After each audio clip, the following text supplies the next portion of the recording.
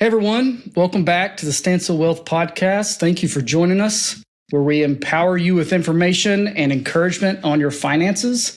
Today, I am very excited, very special guest, Mason Whitehead from Churchill Mortgage. Mason, what's up, man? How are you doing? Good to see you, Cody. Thanks for the invite. Yes, absolutely. Thanks for joining us. Funny story. So Mason is a mortgage lender. How we met about 5 or 6 years ago, I worked with a previous advisor, and he always used a certain mortgage guy and had great things to say about him. About a year later, my brother-in-law and my sister-in-law moved from Midland to the North Texas area, and they rant and raved about their mortgage lender and how good he was. He wasn't salesy. He advised them to actually, sell their house, use some of that equity to pay down some credit card debt that they had, which, I don't get a lot of that from mortgage lenders, kind of that advice world. Didn't approve them for too much, like they could afford, what he recommended, the house that they buy was affordable.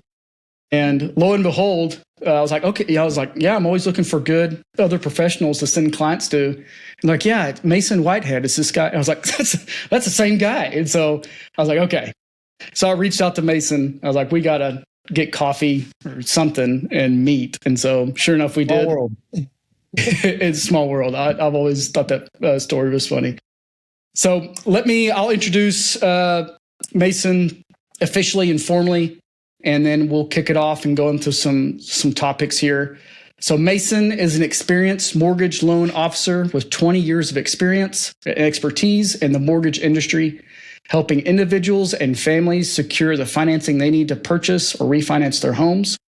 With a strong background in assisting all home buyers and homeowners across all loan products, types, and uses, he is committed to providing personalized mortgage solutions that best fit each client's financial situation. So like I said, Mason is with Churchill Mortgage. What I love about Mason too is obviously we're a faith-based firm, and Mason, fair to say, faith-based as well. It's all over the website and on your email. Absolutely. Unapologetically. Yes. So always love that. We've always battled we don't use it as a sales tactic or anything like that, but obviously faith is very important to us. And yeah, absolutely. So let's dive in. Biggest question I had, just give us an update. Where do you see current interest rates? Fed obviously lowered short-term rates last year. Kind of where do you see 2026, and walk us through that? Yeah, so I think the interest rate market has gotten more politicized than ever. So that's factoring into things as well. But what people really should understand mostly is that the interest rates we get on mortgages are correlated very strongly to the 10-year Treasury. So as the 10-year Treasury, or the prime interest rate that the Fed deals with, when you hear the Fed lowering rates, they're talking about the federal funds rate. When the Fed funds rate lowers, the Fed comes out and says, yes, we're lowering rates a quarter point. People always call me that very next day, like, okay, I heard rates went down a quarter point. It's not the same thing. Okay, so now when the Fed does that, it should trickle through the rest of the market. However, what you also need to understand is that the market, meaning the mortgage-backed security market, the Wall Street bonds, where all the interest rates are priced, that moves ahead of the Fed, because the Fed kind of telegraphs up front what they're going to be doing. So it's never a surprise, or it's rarely a surprise when they lower or raise rates. The market prices those things in weeks in advance because they kind of already know what the Fed's going to do. The Fed doesn't like to shock and awe and surprise people, so they kind of gently telegraph their meeting minutes and everything else ahead of time. So market prices the Fed lowering or raising it ahead of time. So it's already baked into the numbers before they make their announcement. But what really drives interest rates is the economy. So you got to look at it like the Fed uses the mortgage market or the interest rate market to spur the economy or to slow it down. So the last couple of years, they've been really focused on inflation. We got to bring inflation down. So they raise interest rates to make borrowing more expensive, because if it's more expensive to borrow, you're not going to borrow as much, which will end up slowing the economy down, and prices should theoretically come down. So the only way for rates to go down, people keep saying, hey, when are rates going to drop? I said, well, when's the next recession? That's what drops an interest rate. Because when the economy slows down, jobs, GDP, shocks in the market like a pandemic we had in 2020, when the economy gets scared and slows down dramatically, the Fed lowers interest rates to spur spending. So we are a consumer-based economy. So all we can do is raise and lower interest rates to make people go out and spend more money or spend less money. So when the economy slows down, the Fed lowers interest rates to spur the economy to spend, which impacts housing. So if you want rates to go down, I always tell people we're in a very unique industry. We're not like wanting recessions, but it does help the mortgage market a lot when the economy suffers because that lowers interest rates. That's why you saw rates drop so far during the COVID era, during that pandemic, is because when everybody's staying at home, they lowered rates dramatically to spur spending and investment and cash flow going in the economy. So rates have started to come down. The other political side of it's coming into play here shortly is we're going to have a new Fed chairman soon. I'm sure Trump would have liked to have him out like a year ago. But the new Fed chairman is pretty much going to push for lower interest rates here shortly. So we do believe you'll probably see the Fed lowering rates, but it's not just up to the chairman. He has one vote on a board. So it is still believed that you'll see rates slowly go down over 2026. But remember, just because the Fed lowers rates does not mean mortgage rates fall accordingly, because there have been plenty of times in the last couple of years where the Fed lowered rates, but interest rates and mortgages went up because the mortgage market's following the bond market, following all of Wall Street and the economy truly without the political effect, and saying, what do we really think is happening in the economy? And it does not always follow suit with the Fed. So that's a very long-winded answer. I hope it makes sense. No, that was perfect. And that's, your clients are hitting you up so much. You have so many clients pinging your phone every day. And I swear, if I had a crystal ball, I'd be a millionaire right now, because every day I get the question, hey, I know you don't have a crystal ball, but where are things going? I'll have clients ask me, hey, when are we going to get 3-4% mortgage rates? And it's like, well, you don't really need to be rooting for that, because that means something went wrong. Right. Something broke in the recession or COVID or something like that. Right. There's a big issue. And then, I'd say you probably hit the nail on the head too. I'm sure you get this all the time. The Federal Reserve setting interest rates, obviously short-term rates, mortgage rates, especially in a 30-year mortgage, follow the 10-year Treasury. They are not the same thing, right? A 30-year mortgage interest rate, those could go up in the next 6 months, even if the Fed keeps cutting, because the 10-year Treasury's traded, bought and sold every single day. And that's what affects the... Well, so you just saw today, actually, I got a text alert this morning that the mortgage-backed security market fell apart this morning. I'm like, what the heck happened? Well, I went on the news real quick this morning before I even got in the office, and, we got this whole Greenland issue going on. Yeah. So what Denmark did to kind of stick it to the U.S. is they dumped all their treasuries. They sold them all. We're not buying more. We're getting rid of our treasuries. Well, supply and demand kicks in. So if all of a sudden you flood the market with treasuries or tell them you're not buying anymore, rates have to go up to attract more investors to buy them.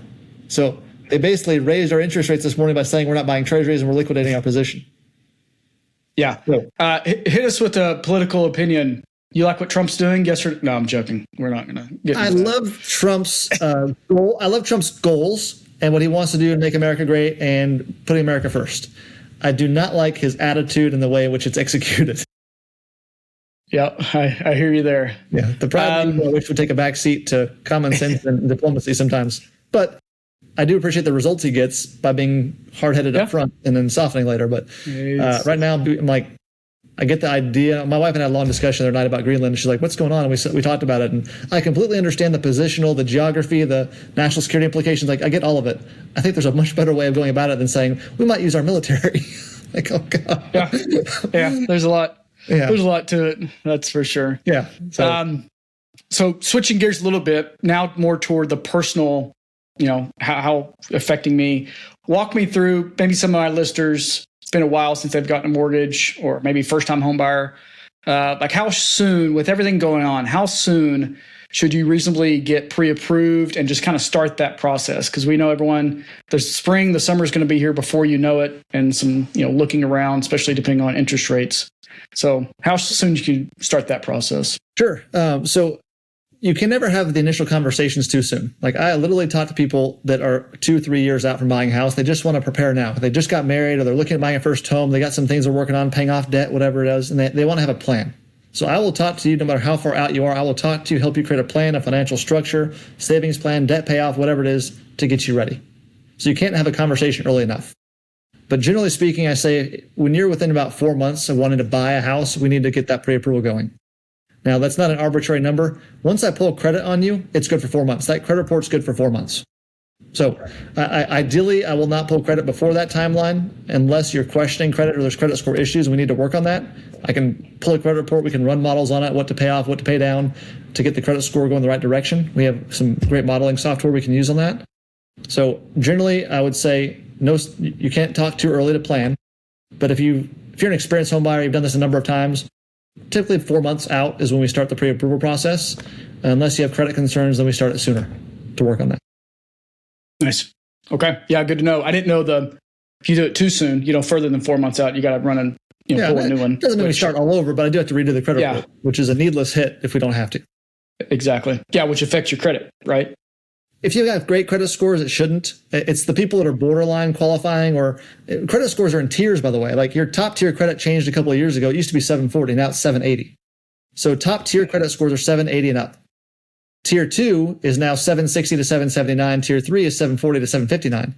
So you can have a 750 credit score, which is still very good, but you're getting some pricing hits now that you didn't used to get, because 780 and up is now top tier. So it does, when you check your credit, if you've got great credit scores like mid-upper 700s, it shouldn't impact anything, but it can do 1 or 2 points for an inquiry. So most people, it means nothing. But if you're barely qualifying, if you're like at a 600 credit score and it's shaky, you don't want a bunch of people pulling it for sure. That makes sense. So obviously Trump administration coming up with a lot of things. Any new loan programs, regulations coming out, 2025, 2026 that can affect people? Yeah. So, what we're seeing is a lacking or backing off of some regulatory hurdles we're hoping to see with the CFPB issues coming up. Again, we agree, at least I'll say most mortgage people that have been doing this a long time agree that it needs to be regulation protections. 100% agree with that. But what happened was you went from 2007 to 2015, or I should say 2010 when Dodd-Frank came out, and the pendulum swung way too far this way, if you ask me. And some of the restrictions are not protecting consumers, they're actually raising costs on consumers. Here's a perfect example. You know what the cost of a credit report is right now? For anyone to pull it? Like for a lender to pull it. If I pull your credit report, do you have any idea what it actually costs? A joint credit report is $340. Now, when I started the business 20 years ago, it was like $12. So all this regulation, now when you pull credit on a lender, we also get supplements, and there's things behind there we also get besides just the credit report that they'll do with us and do supplements to update things, and there's part of that process. But it still used to be $30 for a joint credit report. Now it is $340 for a joint credit report. Now we still show the client $30 each, $60, but then now you see what's called a bundle fee or a credit bundle fee. They market it differently, they say it differently, but it's all actually the credit report. And a lot of that is regulation, and also the fact that Experian, TransUnion, and Equifax have basically a triopoly on the system. And there are some government regulations now, and there's some lawmakers trying to push back on that. Costs have gone through the roof regulatory-wise. The cost of an appraisal 15 or 16 years ago, when I started at Churchill 16 years ago, an appraisal was like $200, maybe $300. Now there's $785. Because we had to put middlemen in the way and regulators and said, no, we have to have these middle people in the way and do all this stuff. And all it does is increase the cost of the consumer. So we're looking for some of that to be improved and go away with regulation. We're looking to back off some regulatory hurdles that aren't actually helping customers, and they're actually tying our hands to make things more costly and difficult. The other thing that's come out in the last couple of years is what you may hear of non-QM or non-qualified mortgage. These are alternative loan programs that don't meet the conventional Fannie Mae, Freddie Mac, or FHA boxes, like bank statement loans, DSCR loans for investors. There's a lot of great programs out now that help people get into homes that wouldn't have otherwise qualified in the past. The most common one is if you're self-employed, and many self-employed people have CPAs and tax advisors that their goal is to minimize your tax bill. So they'll write off a lot of things. Now, some of that's not really legitimate, but it's a whole separate story. But most people that are self-employed want to minimize their tax bill. And so they expense a lot of things, and they showed minimal taxable income. Well, then you want to go buy a house, and we can only count taxable income. So you tell me, like, yeah, I grossed $350,000 in my business last year, but you wrote off $300,000, so your taxable income is only $50,000. So I don't have a lot to work with to buy a $400,000 or $500,000 house. So these bank statement loans allow us to basically go to the business bank statement and average 12 months of deposits for your income. So it's a game changer for qualifying, especially for self-employed clients. So we're doing a lot of bank statement programs for that reason right now. And the rates aren't that much worse, especially if you got a good down payment. But there's just a lot of programs now that allow us to help clients that would not otherwise qualify. Nice. Yeah, we battle that all the time with clients of, You want to appear poor to the IRS. And when you go get a loan or qualifying for like disability insurance, which is all based on your income, and it's like, oh no, well, I make more than that. I only just, it's a fun game of going back and forth. Yeah, it's a great game until you come to me, and then I'm like, yeah. I tell people, exactly. you pay the tax man, or you pay a little higher interest rate. It's one of the two. You can't do both. Can't have your cake and eat it too, can you? That's right. That's funny. Okay, last thing. Any interesting case or family or customer that you've helped recently you wanted to share with us? Yeah, I mean, a couple of easy ones I'll tell you is we get calls a lot that say I was turned down, especially by builders, lenders that don't do complex files. So I'm not asking to get every complex loan and hard loan ever out there, but don't take no for an answer. Talk to a professional with a lot of experience that has a lot of programs to work with. And then like a couple of recent examples are if you have no credit score whatsoever, we can do those loans. So we're the only mortgage company endorsed and recommended by Dave Ramsey because we work with those kind of clients for alternative credit lines. Now, if you have no credit score at all, I don't mean bad scores, you have to have no score, like a 0. And as long as you've been renting an apartment or a house and paying utilities and paying auto insurance and doing some basic things where you have things you pay every month, we can generally get you qualified. So I just had a call yesterday with somebody that says, the builder's lender turned us down. We had no credit scores. Well, we easily got them qualified. And then again, those bank statement programs, I've got one I'm about to close right now where self-employed client would not qualify otherwise. We're easily getting them qualified, no problems, no issues at all. For a home purchase, they would not have otherwise gotten done. That's awesome. My job is to find a way. I always joke with people that our job is to solve problems. The number one problem is I want to buy a house, I can't pay cash. Okay, so we're going to get a mortgage. At that point, my job with my experience is look down the road and see what roadblocks are we going to come across and make sure we have a plan to address those. Make it a smooth process. Awesome. Love it. That's great. Thank you for sharing all that. Okay. What phone number can we call you at? What website can we go to? How can we get a hold of you, Mason? We could. Direct office number 972-895-4775. Email is mason.whitehead@churchhillmortgage.com. Or you can just go to churchhillmortgage.com and click on Find Loan Officer in Texas. And my friend and I run Texas together here. So any of those ways work. You can also just Google me and you'll find me. You'll find good or bad. Absolutely. Yeah. Last thing, 30 seconds, you actually train other real estate agents?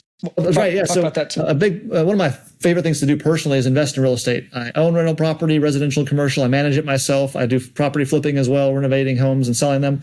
I also teach classes on how to become a real estate investor. It is not scary. It is not freaking that the whole midnight phone call is not really a thing from a tenant. I can teach people how to do that, how to do it responsibly and manage it well. And I think that real estate should be part of everybody's retirement portfolio and investment portfolio. And we can show you how to do that through one-on-one in-person classes and online to get past your fears and concerns about being a landlord and show the truth and how it works. Awesome.